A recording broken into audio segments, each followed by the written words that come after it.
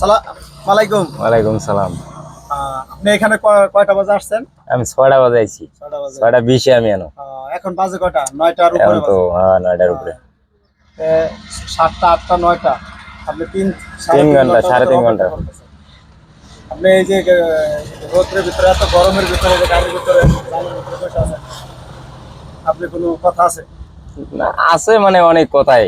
এই গরমের ভিতরে কত থাকা যায়? এত যানজট, কি করবো?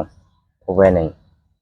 বেক্সিমকো ফ্যাক্টরি হ্যাঁ, এনে বলে বেতনের জন্য বেতনের জন্য বলে গ্যাঞ্জাম। এই বেক্সিমকো জন্য গাড়ি মারি সব আটকায় রাখছে। কোম্পানির বেতনের দেওয়ার কথা ছিল ৭ তারিখে বেতন দেয়। এই বেতন দেয় নাই দিকে বেক্সিমকোর লোকজন রাস্তা আটকায় দিয়েছে চক্রবর্তী। এই যে গাড়ি ঘোড়া দেখেন, সমস্ত গাড়ি ঘোড়া জাম আটকায় দিয়েছে। গাড়ি গাড়ি আটকায় বেক্সিমকোর কোলাহান রাস্তায় শুয়ে আছে। ওদের বেতন চাই। বলছে কোম্পানি আসতে বলে 10 তারিখ, আসতে বেতন দেওয়ার কথা। যদি ওরা বেতন দেয় তো ওরা অবরোধ গাড়ি ঘোড়া ছেড়ে দিবে, তাছাড়া আর কিছু না। আপনাদের এই যে গাড়ি ঘোড়া আটকায় দিয়েছে, আপনাদের সময় মতো গ্যাস পৌঁছাইতে পারবেন না, এই জন্য আপনি কি কথা আছে বলুন? কি কথা আছে? আছে তো অনেক কথাই, মনে করেন যাইতাম, গ্যাস নামাই দিয়ে আইতাম, আবার আইসা আরেক টিপ মারতাম। কোম্পানিরও লস, আমারও লস।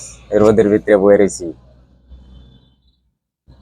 আপনারা চান যে এটা একটা তাড়াতাড়ি সমাধান, হ্যাঁ, হ্যাঁ, বেতনটা তাড়াতাড়ি দেওয়া দেখ। এটা তো অবশ্যই।